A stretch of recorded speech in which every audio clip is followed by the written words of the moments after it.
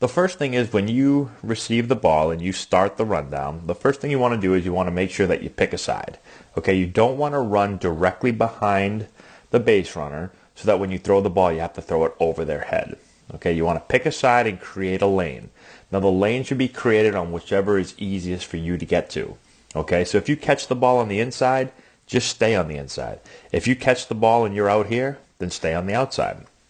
And then it's the job of the receiver to get on that get on that same side so that there is a throwing lane. We never want to throw the ball over the runner's head, okay? Now you want to get the runner running hard, and to do that you must run hard, okay? Do not jog after the runner. You need to get the runner to commit, all right? So by commit, they should be fully turned and running, okay? If they're shuffling, we need to get her committed, fully turned, so that when you throw the ball, she cannot stop and turn around before the receiver catches the ball and tags her, okay? And the only way we get her to be committed is to get the ball and run hard. If we don't run hard, then she doesn't have to run hard. Get the ball out of your glove. Okay, we don't want to run with the ball in our glove because then when we need to feed the ball, we have to take it out and feed it. If we have the ball out of our glove in our throwing hand, then whenever we're good to throw, we can throw it. Okay? A couple other things for the person that's kind of starting the rundown is the throw should be a dart throw. It should be very quick and short. Short arm action. Ball's up, ball comes out. There's not a big wind up. It's just a quick dart throw on the run. Okay? And then once we give the ball up, we exit the rundown on the side that we're already on. So we don't want to cut across that lane. If the lane has been established on the inside, we give the ball up and we get off to the inside. If the lane is established on the outside, we give the ball up, we get off to the outside. We don't want to cross because then if the runner turns around and hits us, it's interference on us and they get the next base. Okay? So those are some of the keys for the person that's starting the rundown.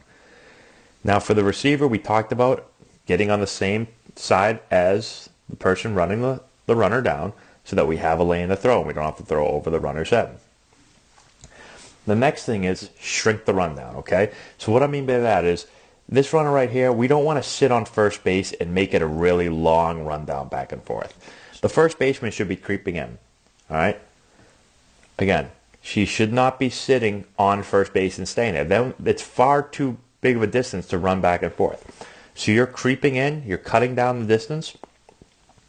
And then once you feel like this runner has committed and they're running hard, you want to start to get your momentum going towards that runner. So that when you catch this ball, you can see she's already moving. She's running to the ball so that she can catch and tag.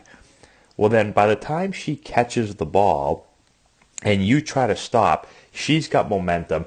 Even if the runner is much quicker, they will not be able to get going the other way fast enough. We want to end the rundown in one throw. That's it. It should be run the runner down, give the ball up, catch, tag. Done. Now, with that being said, if you have the ball, you should not be waiting for the first baseman or whoever it is that's in the rundown with you. You should not be waiting for them to flash their glove. You should be able to feel it and read it as they get their momentum going. And as this distance between the first baseman and the runner becomes shorter, you should know I got to give the ball up. Don't be late with it. Don't wait for the runner or for your first baseman or whoever it is in the rundown with you to start moving, flash their glove, and then say, oh man, I got to give the ball up, because sometimes it can be too late.